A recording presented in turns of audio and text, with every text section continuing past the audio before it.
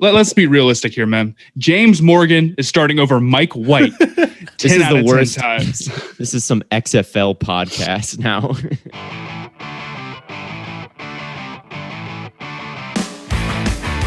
Welcome back to the second episode of Stay Hot. I'm Matthew Sponhour here with Blaiden Kirk and Theo Ash. Blaiden Kirk and Theo Ash. How was your week so far? Better than yours. I'm doing pretty good, man. Yeah, you know what? I didn't get drafted by the Lions. Theo, you didn't have to get disrespectful. He's right. Matt got drafted by the Lions recently, so my week has been better than his. No, I'm glad that you brought that up, Theo, because I wanted to vent a little bit. Today, I have been getting the most spam calls I have ever received in my life. I'm talking. I've gotten at least 4 this hour, just like random people. And it's not fake people. It's not okay. Usually, if it's just like the car extended warranty or whatever, it's not like scammers or anything. No, okay. So I had to sign up for this like website service domain name thing, like to get for like a class because I had to build a website. And then ever since I've signed up for that, I've gotten a ton of calls all about like, do I want to sign up for certain services or whatever online. I don't know. But I did get drafted by the Lions, so I consider that like a plus. A loss? No. Yeah, how is that a loss? Because it's the Lions. Even league minimum, you're making even if you're making league minimum, that's like $500,000 a year. For people listening who don't understand what we're talking about, I made a TikTok a while ago being like any NFL team could draft me and I couldn't stop them, even though that's not really true. And then just recently, the Lions duetted it. A draft dodger for the NFL draft. I don't want to play. Can I be completely honest? I'm actually not eligible for the draft. I've only been out of high school for 2 years. You have to be out of high school for 3. That's right. Yeah. Anyway, so the odds of me getting selected are pretty low. Regardless, today we've got. But the Lions did make you a jersey. They did. Today we've got a little bit different of an episode. We don't have certain topics. We're just talking about one thing. We're going to be running through a mock draft of what we would do. I'll take the first pick, and then Theo will take the second. Blaiden will take the third, and it'll go back to me, so on and so on, until we, get through the entire draft. Or at least the entire first round. Yeah, the first round. Yeah, we're not going through 7 rounds. Picks.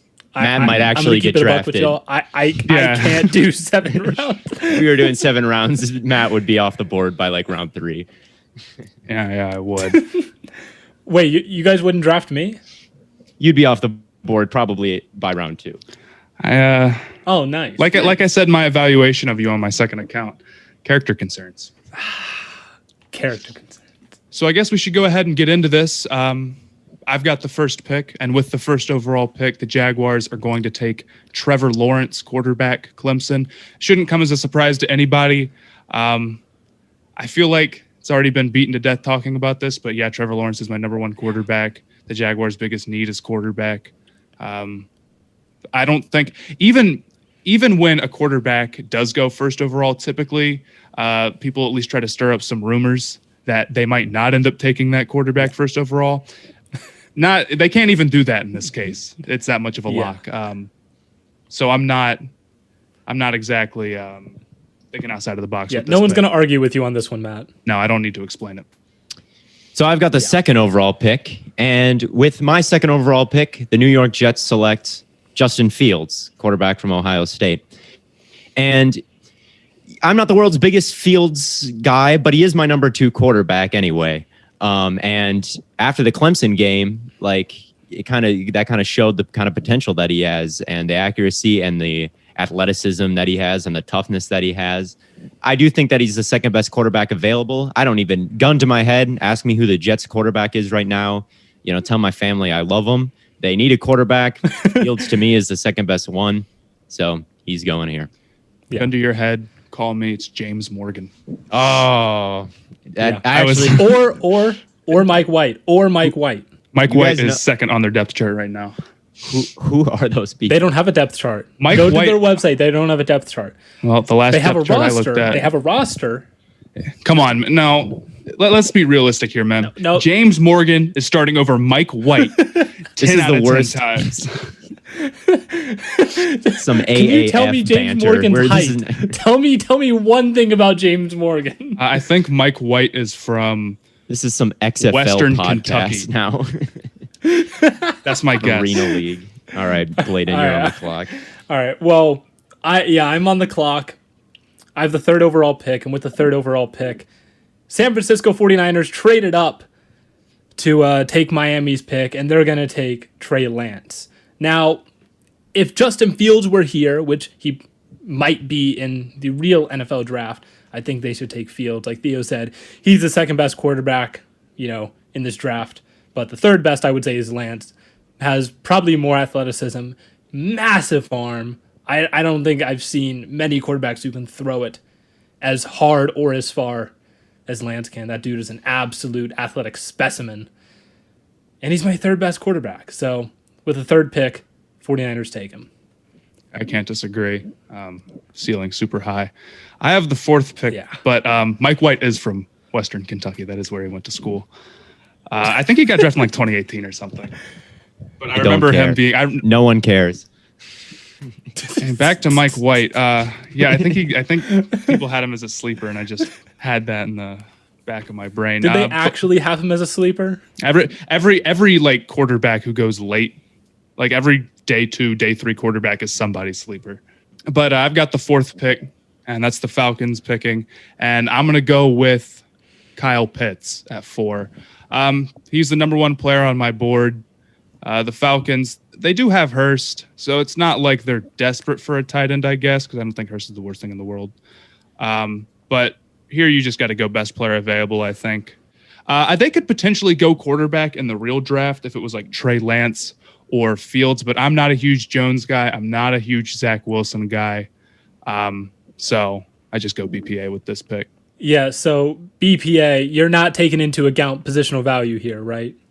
I'm not. I mean, I've looked at their needs and whatnot, and I guess I am taking into account positional value because there's some positions that you have to kind of like rule out because the Falcons just like couldn't use that position because they already have a guy there, and that's true with every team. But I do think that's pretty heavy on BPA. It's hard to argue against taking a player like Kyle Pitts. Right. Yeah, Pitts is ridiculous. I'm up at 5 with the Bengals pick, and it comes down to Chase or Sewell. And honestly, I don't think their tackles are all that bad. Jonah Williams and Riley Reif are not terrible. But I still am going to go Sewell here just because I feel like he's too good just to pass on. And he played guard in high school, and to begin, maybe they can throw him in there. I mean, Burrow got hurt from interior pressure. And honestly, I would consider Slater with this pick too. But I am going to go Sewell here and figure out the rest later. I was about to ask, you think they can, move Sewell to guard if necessary? I think he's talented enough to do it. Yeah. Fair enough. Yeah, I don't disagree.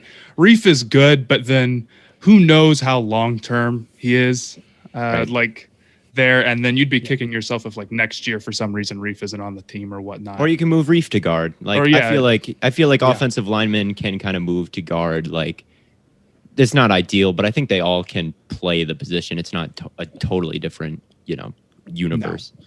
When you're coming off the Bengals offensive line last year, I'd rather be too deep than not deep enough. Right. I agree. And that leaves me with the 6th overall pick.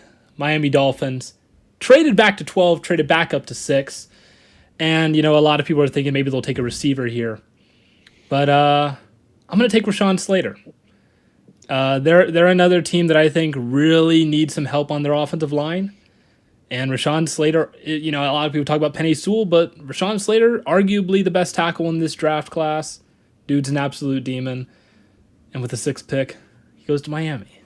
That's fair enough. I've noticed as I've been looking through all the teams that they all seem to have the same needs as like wide receiver, tackle, and corner. I don't think that the Dolphins are going to pick Slater. I don't think they traded back up to get him. Oh, no, I'd almost guarantee they don't. Because I guarantee that if Jamar Chase... What? I think they would totally draft Slater. Absolutely. Slater's a baller. You think they traded back up for Slater? He's not making it to 12 and their offensive line is terrible. Yeah, I think it's very possible they traded up to take Slater. Yeah. I think NFL teams, I've read reports that multiple NFL teams have Slater above Sewell. Oh yeah, It wouldn't shock me if Slater goes, but no, I 100% would not be surprised if Slater actually went to Miami. I made a video about this, but yeah. Fair enough. That's not a bad argument. I like Slater. I like Slater a lot. I just know that a lot of people are going to be like, "Oh, why didn't you take Devontae Smith? They need receivers." Right. They need Slater more than they needed. They need Slater more than they need a wide receiver. It wouldn't surprise me at all if they went Slater. You know, I did notice that a lot of Dolphins fans think that like receiver, like their weapons that they have on their team are really weak. I think they're really strong. No, Fuller, Gesicki, and that. Parker. I don't understand why they all think that. Good. It's like I don't know if I'd say they're really strong. Gesicki's good. Devontae Parker's good. Will Fuller's pretty damn really good. Yeah, no, I think that's. I mean, it's fine, but it's not deep. Neither are their tackles. I'm just saying that I think it's one of their strongest units on their team. Anyway, Matt, you're on the clock at number 7 here. Your Lions. Oh, who's my your Lions. teammate? Your teammate. Well, if we were talking about who they are going to take, they already announced it through that TikTok. Me, but like, if I were them, I think I'm a little bit too much of a raw prospect to go this high. So I'm gonna go with Devonta Smith here at 7. They could do basically anything. I've looked at the roster. It's pretty rough. Wilson is still there. He is still there. Yeah, so I guess I have to explain why I'm not going Zach Wilson. I'm not very high on him. And I also think that they want to see what they have in Jared Goff. I'll be completely honest. I know that you're saying that they just traded for him, or Theo will say that they just traded for him because they had to like take on his contract, and that's what the Rams wanted. And that certainly is true that the Rams had to get rid of him. But I don't know. I think that they're going to end up giving Goff a shot next season. They have if they did draft Wilson and then put him on that team with the weapons that he has, I don't think he'd have much of a chance. To be Quintez Cephas is their best wide receiver, so I can see that. I genuinely think Detroit is the only situation that might be worse than Zach Wilson going to the Jets. Like, it would be so bad. Like, bless Zach Wilson's heart. Don't put him on Detroit. It's not. I mean, they're rebuilding. I like the trade that they made for Jared Goff and whatnot and resetting, but like, I think they need a lot. Jared Goff, wide receiver. Speaking of Jared Goff is going to have literally the worst time this year.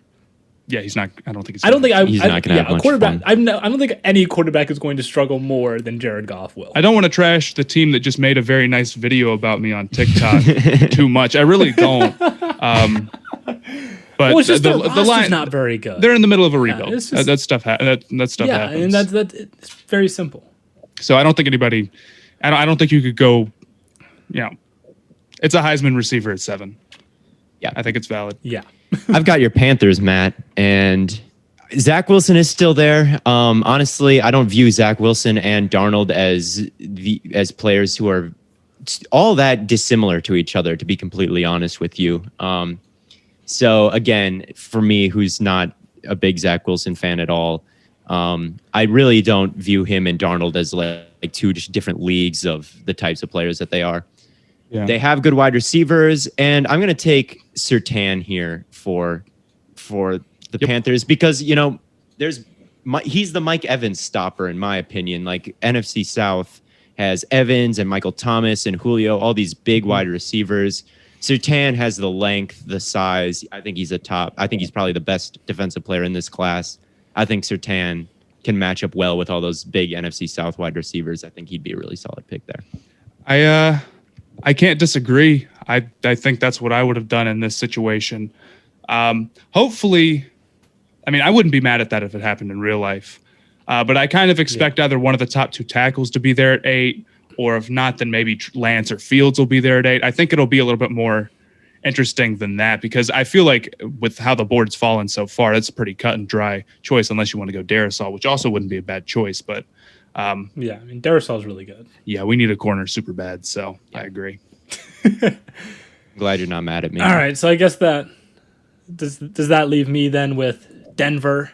Yes. Denver's interesting because they have a lot of needs, but they also have a lot of talent on that team. And part of me wants to go defense and really shore up that defense, but I think they can't really go into next season with Drew Lock as their starting quarterback. So I'm going to take Zach Wilson. And honestly, I don't know if there's a better situation for him than Denver. I mean, other than maybe I mean obviously San Francisco, but like that receiving core is pretty solid. That receiving core is really solid. You got, obviously Jerry Jeudy. I mean, you guys know I love Cortland Jerry Jeudy. Sutton. They're getting Cortland Patrick. Sutton back.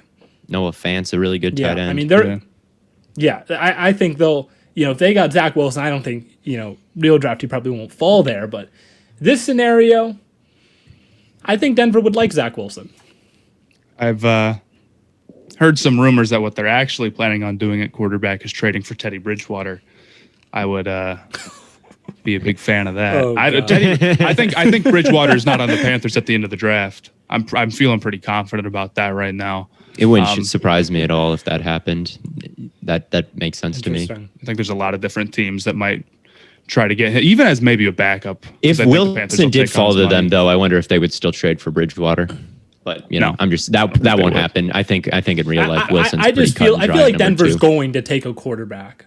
I find it hard to believe that Denver doesn't try and take a quarterback if they can. I don't know. Even if it's Mac I feel Jones. like Denver's kind of the team that might have some irrational confidence in Drew Lock. That's just kind of a vibe. Yeah, I think they might bring in. Drew Lock is a very Denver quarterback. Like, I mean, we're not. I think they'll go into next season with Bridgewater competing with Lock as their quarterback. Yep, that's what I think they're going to do too. Okay. Unless the board could fall for them. I kind of think that Justin Fields and Trey Lance make it past 3. Well, I feel pretty confident about that right now. And I could see the Falcons going Lance at 4, but even then that leaves Justin Fields, a really good prospect, within reach, even if they have to trade up to get him. So I wouldn't be surprised if they did. Mm-hmm. So that has me at number 5, or number 10, picking for the Cowboys. I'm definitely a big believer in best player available, but right now, best player available would be like Jamar Chase on this board. I think they need a cornerback really badly, and I think there's a really good corner on the board, so I'm going to go with J.C. Horn at 10. And this is what I also think they will end up doing if the board were to fall this way. They'd rather have Surtain, and I feel like there's a 50-50 shot that he makes it that far. But I may be a little bit biased towards the South Carolina guy. Crazy vertical, really good 40. Did really well against a lot of top talent in the SEC. I think it's a safe pick at a big need. Yeah, I agree with all that. And we got the little run of NFC East teams here. I'm with the Giants. Draft Network has their top team need as a wide receiver, which I don't agree with at all. Jamar Chase is still there. I really don't think Jamar Chase at this point, I feel like Galladay already kind of fills the role that Jamar Chase would. And if I were the Giants here with the board being the way that it is, I honestly don't think I would go wide receiver here. I would go with Jalen Phillips, the edge out of Miami, who I think is a phenomenal pass rusher. And I'm not a doctor. I don't know what his injury history is. I only know what I saw on film. And what I saw on film was a guy who won over and over and over again in a variety of different ways. Having him on the other side of Leonard Williams would be scary. I think I'd take Jalen Phillips here. Are you worried that Giants fans are going to get mad that you didn't take Darrisaw? Because their O-line isn't exactly wonderful. I'm not mad at. I don't care what the Giants fans think. They'll be happy once Jalen Phillips, has 11 and a half sacks and wins Rookie of the Year. It'll all will be forgiven. Okay, so you're a Fair big enough. Jalen Phillips believer, even though you think he's a little bit more raw of a prospect in your opinion, right? I don't even think he's that raw. I think he's just injury prone. Like he's technically advanced. He's just injury. Like there's injury risk there. Fair enough. But this leaves a good board for the Eagles. Holy cow! Yeah, seriously. Yeah, I mean, this isn't happening in real life, I don't think. Well, this is interesting because Theo, you mock the Eagles to take Mac Jones. Yes, I am not going to pick Mac Jones. That would be dumb. Shocking. As many of you know, I'm not a big Mac Jones fan. We know. However, they do need a wide receiver, I think. I like Jalen Reagor. I think he's fine. So we're left with 2 receivers on the board that are really, really good. I'm going to take my favorite of the 2, Jalen Waddle. And the Eagles with the 12th pick, they're going to take Jalen Waddle. I saw, Matt, your eyes lit up. Are you surprised I didn't take Jamar Chase? I'm upset because I'm sitting here. Do it. Take Chase here. Oh, my God. Please take Chase. This would be my favorite pick in the draft. I've been mocking the Chargers a wide receiver from the beginning because Keenan Allen, if he gets hurt, their wide receiving core is nothing. I know I'm trying to push you one way here. But No, I think it's funny because I didn't have Chase on my board for I have it written out for each team. Here's a couple of players that I think they'll pick. But I didn't have Chase for the Chargers because I didn't think he'd be here. But yeah, I'll go. Look, is it the biggest need in the world? Probably not. They need other things more. But what they need, a tackle, they can get in the second. If it's really that big a deal. And I was going to make a whole big point about how they need to go tackle because they need to protect, Justin Herbert and how important that is. But if you had the draft fall this way for you, I think taking Jamar Chase and then trying to trade up back into the first round or hopefully just a tackle falling to you, either one, to get an offensive tackle, because there's a lot of high-level offensive tackles, would be the way to go. So with the 13th pick, I'm taking Jamar Chase. I can't argue with that. Herbert and Chase. Yeah, that's best player available. And that's what I'm saying. Allen and Williams, that would be a blast. Okay, but are you honestly mad at me for taking Waddle at 12? I'm not mad at you. Act like that's not going to be act like that's not going to be fun for Jalen Hurts, assuming he gets to play. No, it would be it'd be good. I can't lie, but I just think that Justin Herbert with Chase, Williams, and Allen would be a lot more fun. No, that'd be stupid. That's going to be stupid. I'm a Packers fan picking for the Vikings here, and I will do right with you guys. I promise. I will do right by the Vikings. I'm going to take Christian Darrisaw for them, the tackle. Right now, their projected left tackle is Rashad Hill, and I would assume they would like to upgrade over Rashad Hill. The Vikings are very, very run first. Their wide receiving core is pretty stacked. Their defense, they could use another edge rusher alongside Daniil Hunter. But their defense looks pretty solid to me. I think the Vikings, as long as that offensive line holds up, should be a playoff team. And the bookend left tackle like Christian Darrisaw would certainly fits that description. So I'm going to take him. Okay. So when I posted, what were we talking? We were talking about if I could get a yard. And I posted a screenshot of an offensive line blocking really well. And I said, if I had this type of blocking, I could probably get 1 yard. And everyone was like, why'd you pick the Vikings offensive line? So I know that Vikings fans are very adamant about their offensive line being battled. If you look at there was a point during the offseason, if you looked at any Minnesota Vikings Twitter post, all the replies would be the picture of the hypnotic, swirly screen. And with the impact font, you want to sign a guard so bad. So the fans want a guard. The fans want O-line. Darrisaw is not a guard, but he's still a really good offensive lineman. But yeah, the Vikings fans on Twitter are actually quite charming. So I hope that they don't hate me for this one. Blaiden, you're sitting here at 15, and Mac Jones is on the board for the Patriots right now. Matt, you're a Cam Newton fan, right? I am a Cam Newton fan. All right. How would you feel if I took Mac Jones right now? Bad. I would not feel good. We talked about this last podcast, so I'm not going to go into it again. But I don't think that makes much sense. Yeah, well, you'll be happy to know I'm not taking Mac Jones. He was on my board in the event that something hit the fan and the guy I actually wanted wasn't here, but he is here. And with the 15th pick in the NFL draft, the New England Patriots are going to select Rashad Bateman. They did a lot of work on that team this offseason. They spent the most money Bill Belichick's ever spent in an offseason, capping it off with Rashad Bateman at receiver. That would be awesome. That would be fantastic. So you're high on him regardless of the really weird testing numbers that came in super low? I don't think it matters. I think Theo made a video on this where it's the film kind of speaks for itself. I don't care if, it's the same thing with Devontae Smith. Devontae Smith came in just over 6 foot and under 170 pounds. I don't care. All right. So I'm up next with the Cardinals here. And with the 16th pick in the draft, the Arizona Cardinals select. I'm going to go with Kadarius Toney. That's an interesting pick. It is an interesting pick, but I really feel like that it's a good pick for the Cardinals because they go 4 wide receivers so often, and their wide receiving core is nothing special in my like. Hopkins is something special, but AJ Green was one of the worst wide receivers in football last year. Christian Kirk is a guy. And they have no one who really. Their wide receivers only broke 5 tackles last year. I feel like Cliff Kingsbury is a guy that everyone hates on.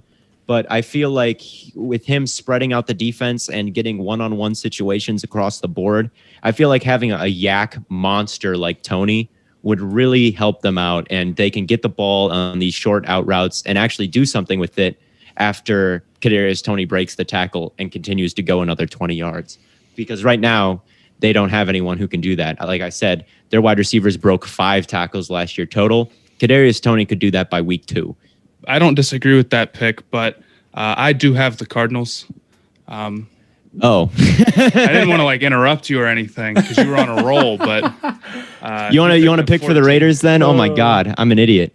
I'm really not prepared to pick for the Raiders. I can't lie. I didn't even catch it. I did not even catch that. I'm so excited about that fit, Kadarius Toney to the Cardinals. Yeah, I have that all planned out. I love Kadarius. No, I think he's awesome. It's a great pick. I am going to take Caleb Farley though instead, so that kind of ruins that fit for you. You can take the Raiders pick back, man. Because I look, they lost Patrick Peterson. He went to the Vikings, if I'm remembering correctly. I think they need another corner, and I actually think that's pretty good value at 16 too. Not to say that Tony is. I don't like Tony or think it's a bad pick, but I think they need corner a little bit more, and I think it's probably also a little bit higher on my board. That's fair. Well, look at me being an idiot, but I do have the Raiders pick. You could take them now. I could take them right now, and they do need a wide receiver. Like their wide receiving core is nothing hot either, but really nothing on the Raiders team is really all that world beating. Don't diss on my boy Derek Carr. Derek Carr is fine. After trading away Trent Brown, I do think that their tackles and they traded away their center too, Rodney Hudson. So I think their offensive line was a supposed strength coming into the offseason is now a weakness somehow. Nice job there, turning a strength into a weakness for no reason. But I'm going to bolster that. I'm going to take Tevin Jenkins, the tackle out of Oklahoma State. And he's a very Gruden-esque pick.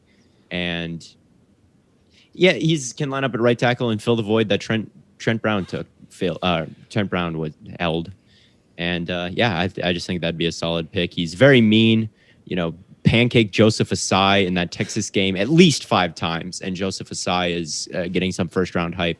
So yeah, I mean, he's just a solid right tackle. They need one. I don't know if I would necessarily agree that it's a Gruden pick because, it just fits a very big need for the team very well. Right. It makes maybe a little bit too much sense. The Raiders never do something. It's not at all. Makes too much sense to be a Gruden pick. You're right. So that brings me back around to Miami again. The first time I went offensive line. So this time around, I will not be going offensive line. I'm going to go with kind of a sneaky need on this team. People, again, always talk about how much they need receiver. But they somehow, despite having one of the best defenses in the NFL last year, need a lot of help on defense in terms of talent. So with the 18th pick in the NFL draft, the Miami Dolphins are going to take Christian Barmore, interior defensive lineman from Alabama. I know, Theo, you tweeted out about some potential coachable issues. But Jesus Christ, I mean, if he falls to 18, I think you got to take him. I think his coaching issues are going to make him fall to the 18th pick in the second round. But from talent perspective, no, literally, I think that there's been multiple reports about his coaching thing. But again, that's not something we can confirm or deny because we're just on the outside. Yeah, exactly. All right, so I've got I don't have number 19. Dude, no. that is Matt. He almost did it again. I'm sitting here at 19, and part of me feels like if this happened, that the Washington football team would take Mac Jones. That's not what I'm gonna do because I don't know. I'm just not a big Mac Jones fan, I guess. I feel like I'm not quite as low on him, maybe as we let on last episode. It's not like he has nothing that he can do well. But right here, I think I might go Vera Tucker. I think that Washington needs more offensive line. I remember last year they just didn't address it whatsoever, and I was so frustrated. Them and the Bengals did the same thing. They have some needs, some other needs that maybe you might say are bigger or need to be addressed. But right now, with the way that this draft is going and the way that Blaiden and Theo are picking, offensive line's going off the board fast. So I'm going to go ahead and get that while I still can. Good pick. Now I'm up. Now I'm up. You're picking for all your divisional. I'm picking for I'm picking for the Bears now, and again, I am seriously considering Mac Jones here. I really am. And as much as he is kind of Dalton-esque, I still think that he is an upgrade over Dalton. He is better than Andy Dalton. I think he's more accurate. I think he's more poised than Andy Dalton. His footwork and his pocket presence, I believe, is better than Dalton. So he would be an upgrade over Dalton. But there are, Micah Parsons is still here, and him and Roquan Smith is very tempting to me. Their corners are Jalen Johnson and Buster Screen, I think, is still there. So Greg Newsome is there, who I really like more than Mac Jones. So I'm talking to buy a little bit of time here while I make my decision. Jamin Davis is a guy that I really like that I could also go with. But I do just feel like I'm going to take Mac Jones just because there's the devil you do know and the devil you don't. And the devil you do know is Andy Dalton. And I know that if I go into the year with Andy Dalton, I'm going to get fired because nothing good is going to happen. Like nothing. We are not going to have a great season with Andy Dalton at the helm. You saw how it happened. You saw what happened in Dallas. Yeah, and Mac Jones. Mac Jones is. I think he's upgrade over Dalton, and I know he's not a guy that I am super duper high on, but he is a quarterback, and if your quarterback is Andy Dalton, you're not going to go anywhere. If your quarterback is Mac Jones, he might not be an MVP candidate, but he could give you. I think that he can provide you some solid play. And at pick number 20, I think that's his value is a lot better there than it would be at number 3, where he's currently being discussed. Yeah, I don't disagree. I feel like that might be the difference between why I wouldn't pick him with Washington and why you would with Chicago. I feel like with the defense that Washington has and Ryan Fitzpatrick, who has at least proved to be, all right in spots, I think that team has a lot better chance of making the playoffs or winning their division or something. So they're more willing to give Fitzpatrick a go trying to lead a team than the Bears would be with Dalton. Not to mention, with the Bears, you'd have Allen Robinson. They have quite a few good receivers, don't they? There's Morey and Mooney. Mooney. Darnell Mooney. Darnell Mooney. Yeah. Their running back is pretty good. Their offensive line got a lot better to end the season. So it's not the worst situation. And their play calling got a lot better at the end of the season, too. Mitch Trubisky actually looked half decent at the end. That was not Mitch Trubisky getting better. That was their play calling getting better. So it's not the worst situation in the world, actually, for Mac Jones to end up in Chicago. And I think that's about kind of more where he deserves to go than number 3. Decent value. Well, with the 21st pick, I have the Indianapolis Colts here. They have some interesting needs. I'm kind of surprised that Theo's boy fell this far. With the 21st pick, the Colts take Terrace Marshall. It's kind of a sneaky need. You don't really think about it, but they do need receivers, especially, they brought in Carson Wentz to play quarterback for them. He's gonna need some help if he wants to even get close to being back to that 2017 form. And they have a decent offensive line. I know a lot of people are saying they have a need at tackle. They do. But I think the rest of their offensive line is probably... the rest of their offensive line is solid enough that, it can at least mitigate that need. So I would take receiver, and I would take Terrace Marshall. I think he's probably the best receiver available here. Terrace Marshall is also the kind of guy that Wentz likes. I mean, you look at the guy that Wentz have been good with, Alshon Jeffrey, Travis Fulgham is the dude that popped up this year as being good, Ertz and Goddard. Like, I think it's fair to say that Wentz is pretty scattershot, and having these massive guys like Marshall are the kind of guys that work out better for him than like the little Elijah Moore types or Nelson Aguilar or Rager. So, good pick for the Colts there. Yeah. Very easy pick for me here at 22 with the Titans. I don't know if I know what corners they have on their team right now. They're in trouble at that position. I'm not feeling great about the Titans next year. I don't think any of us are. Yeah. I'm going Greg Newsome. And that's not a reach at all. No, it's not. That's a good pick. It's a very big need. It's a really good pick. I honestly, I don't know if he's making it to 22 in the real draft, but if he's here, I'm very confident that the Titans would take him. Yeah. Newsom's a baller. Newsom's technique Yeah, he is. and is at the catch point. Like he's a baller. It's just injuries that would cause any kind of concern. So now I'm up with the Jets. And the Jets really should just take the best player available here because the Jets they don't have a ton of talent. The best player available, I think Micah Parsons is a guy where like he will probably never fall this far at number 23.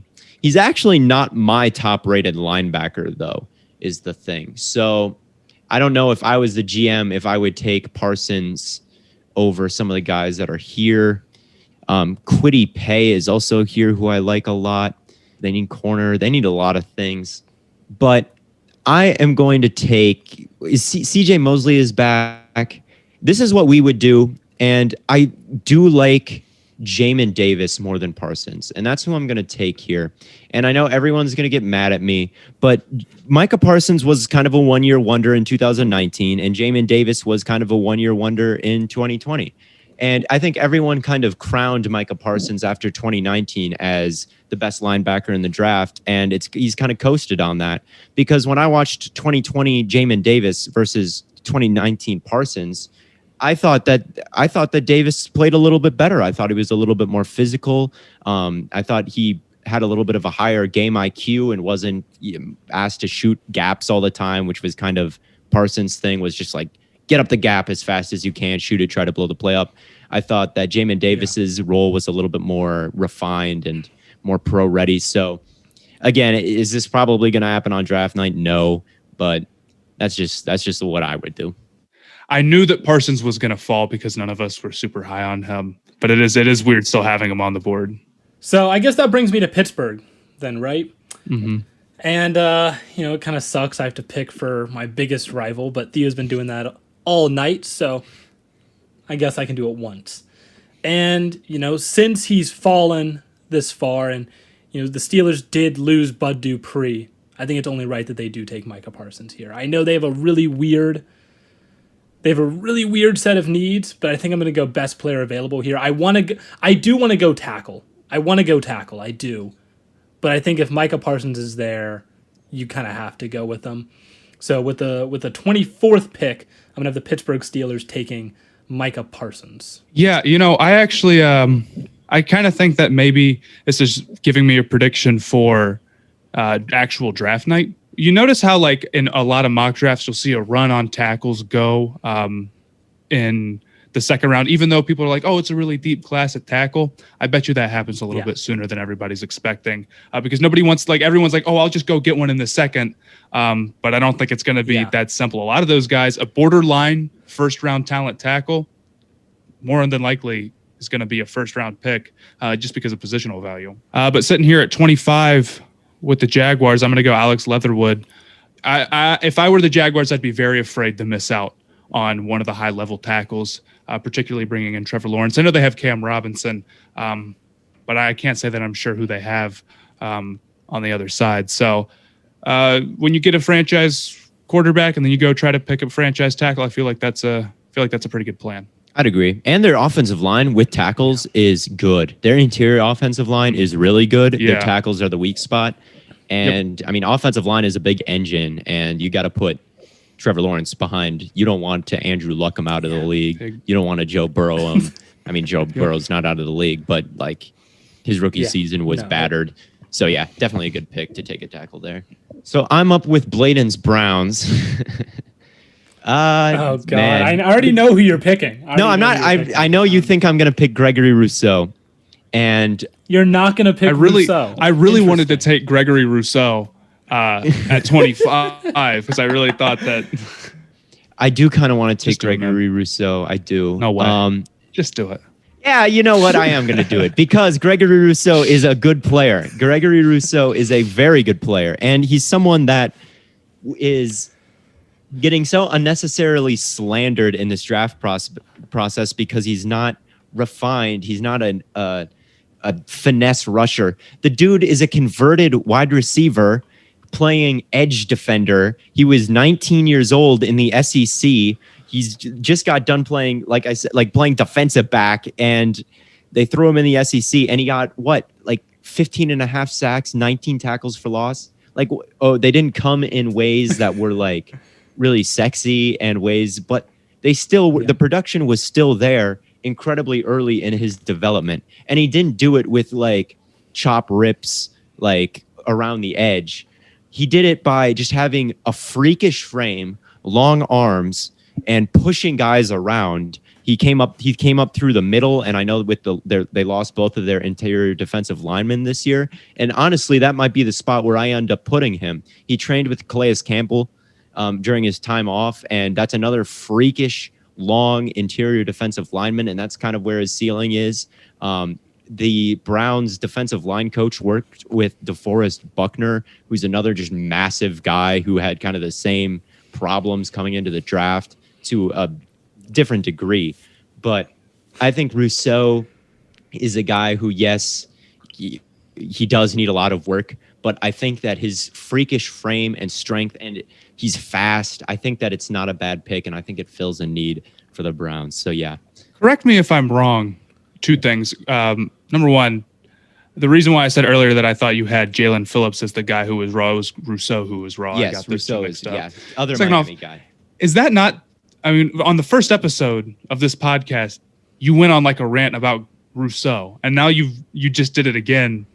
Did in I the second? I did. I feel like you did. Yeah, I feel like that's 2 episodes in a row we've heard. Had like a nice 2-minute segment on why he's going to be so good. That's your favorite player in the draft. It's got. Well, my Twitter name right now is Gregory Rousseau is the next Jared Allen. So yeah, Gregory Rousseau slander has to stop. Well, I already knew you were going to do that. Actually, I do want to know, who were you going to take? I don't know. I don't know who I was going to take. I was thinking JOK. Okay. I was thinking JOK, who I also really like. Yeah, I'm surprised we haven't, picked him yet. But I'm here at 27 with Baltimore, another division rival. And but again, Theo's been doing it all night, so it's the least I can do.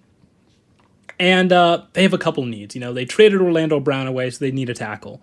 But they also have a huge need at receiver. And I mean huge. They didn't address that at all in free agency. But they also, have a need at edge. So I'm kind of torn here. I kind of want to go Elijah Moore. And I kind of want to go Kwity Paye.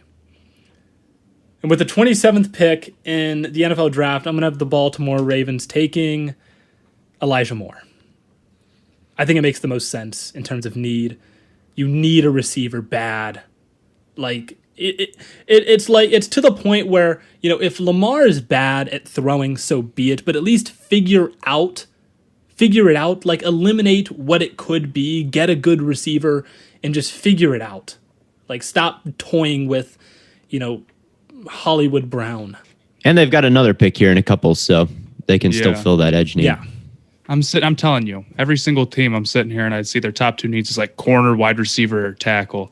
Tackle, yeah. The Saints are picking. I'm not exactly the biggest Saints fan in the world as a Panthers fan, so if I was really the general manager here, I'd probably just pick some random scroll player. All the way down. What about Kenneth Kirby? Yeah. But here I'll probably go. I'll pick Zaven Collins. He's one of the top linebackers on the board right now. I feel like we're letting the linebackers slip a little bit too much. And it's something that the Saints could use. Wide receiver, corner, probably a little bit bigger needs right now. But I'm confident they can at least pick up a receiver in the second. So I don't feel too nervous about it. All right. So I'm up with my Packers here. And a lot of the players that I would like to see the Packers take here are gone. But I was trying to take Kadarius Toney earlier, and it was stripped away from me. But he's fallen this far, so I guess I get to pick him twice.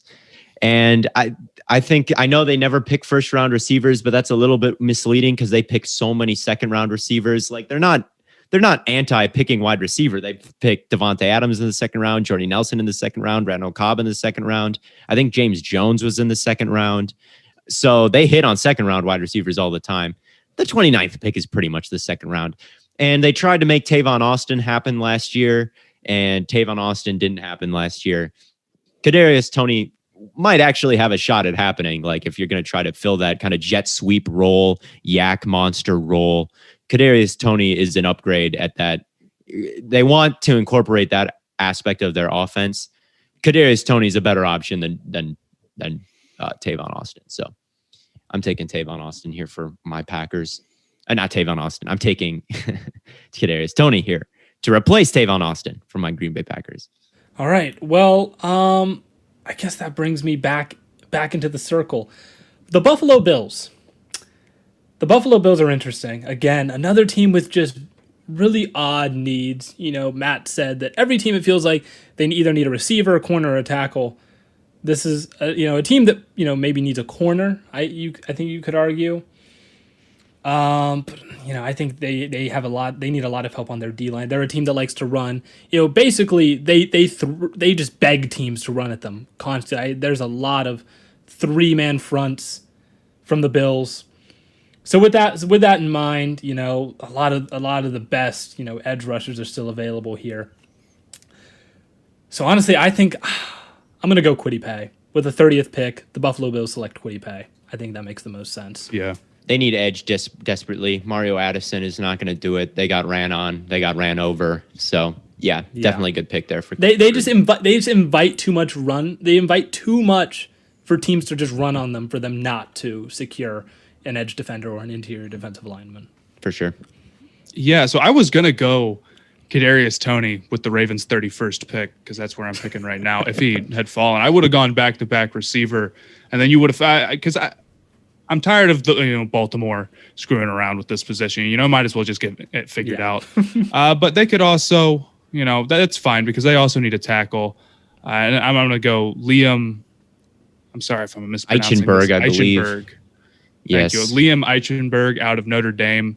I think he's going first round in real life. I think he fits a need really well for Baltimore. I saw that they were looking at getting Dennis Kelly, the Titans tackle.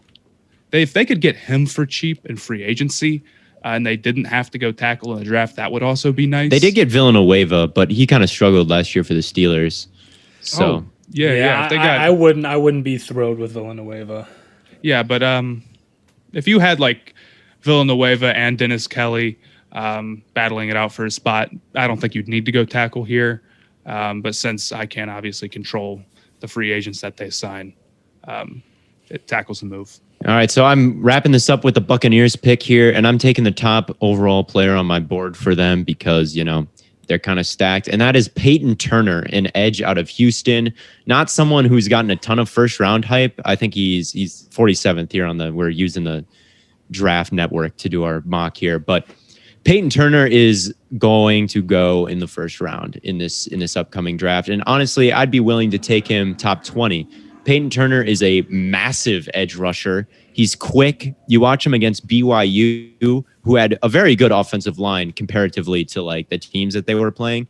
And he actually got by BYU's offensive line a steady amount and forced Zach Wilson to have, in my opinion, his worst game. He's big. He's fast. He's got counter moves. He's got, a bull rush. He's got speed moves. He's, I think, someone who the general population doesn't know much about, but don't be surprised at all to hear his name called in the first round. And he's my top player available. Buccaneers don't really need edge, but JPP is getting a little bit on the older side. They can rotate him in. He's versatile. They can put him on some sub packages to begin with. And then, as JPP gets a little bit older, they can kind of probably put in Peyton Turner as kind of more of a full-time guy, but I think he'd be a steal at 32. Fair enough. Theo throwing in the sleeper pick. I like it. For sure. So that wraps it up. Very interesting draft we've got here. I feel like we had a really long run on offense. Just a crazy run on offensive players. I mean, it's a better offensive draft than it is a defensive draft. This is the defensive, the defensive prowess in this draft is not at the level that the offense is. So that could very well happen. Micah Parsons sliding. I think that could honestly happen because of his character concerns. It wouldn't shock me. Here's the biggest issue, I think. We didn't take Jeremiah Owusu-Koramoah. Dude just didn't get picked in the first round, which I guess could happen, especially if, Parsons falls. But I don't know. I just feel like, it's a little bit bizarre that we just Yeah, didn't I mean, pick him in the he's first. another guy that, like, again, if linebacker gets pushed down, and what I would say is that Barmore going to 18, I kind of feel like the Dolphins might take a linebacker there, and that could kind of screw it up. But I feel like JOK is kind of a tweener, someone who is, linebacker, slot, corner, and some teams may not just have a need for him and they can't envision how he would succeed in their system. Because that's a lot of what the draft is, in my opinion, is like you'll see there's a pick that is going to happen in the first round that no one saw coming. Like some guy like who was getting hype in the third round is going to go number one, just because teams have a very much more specific idea of who they want in mind than the general like draft analyst who's just like, how good are they? They don't really have a role in mind. So yeah, I mean, this is not going to be the most accurate mock draft to what actually happens, but overall, I think the randomness of it is more accurate in that kind of sense, where it's more random, and the real draft is more random than a traditional mock draft. Yeah, no, I mean that's how it goes. There's always a guy who should go first round who doesn't. And the circumstances just happens to be JOK. That happened with receiver last year. We saw a lot of receivers fall that we didn't think would happen. Well, thank you guys for listening in this episode. I'm sure next week we're going to be talking about what actually happened, and I'm sure it's going to look nothing like this mock draft we just made does. We're on Apple and Spotify now, so make sure to rate and download and subscribe or follow to the podcast. And we're going to finish it off, I've been told, with a Theo Bird review, since he wants to talk about that. They want me to, the producers want me to do a bird review, and I actually have something worth talking about here. I've got big plans. On May 6th, I have a tattoo appointment, and I'm going to get a kestrel tattooed on my body. So that is the plan right now. So if I'm going to make a bird review per the producer's request, I might as well talk a little bit about the American kestrel, who I think is the greatest North American bird. As the smallest bird of prey, I think that it symbolizes kind of a small but mighty mentality and a... Do you relate to that, Theo? I don't, because I'm very tall, but I do think that is a nice little fact about the bird, that it is the smallest bird of prey. I think that gives it a little bit of personality that makes it worthy of permanently putting on my chest. So and the color scheme is a very unique one for a bird, with a kind of a burnt orange and blue color, which is something that doesn't really appear in nature all that often. It's a beautiful bird, really. And it's something that it is common enough that I see it when I go out and look for it, but it's rare enough that I don't see it all the time, and it's still special when I go out bird watching and I see a kestrel. So on May 6th, I have not told my parents that I'm doing this. They'll probably listen to this podcast and text me about this, but I already paid the $60 down payment. Mom and Dad, this is already in motion. It's not a very big tattoo, and the guy who's giving me it is named Bear. So I guarantee you that a guy named Bear is going to do a good job with the nature tattoo, and I promise it won't be that ugly. Yeah, but Theo was telling me about this tattoo. Maybe they won't listen this far. I hope they don't. See you guys next week with the real draft analysis. Hope you all have a wonderful weekend. Wait, it's Tuesday. Good luck with finals, everybody.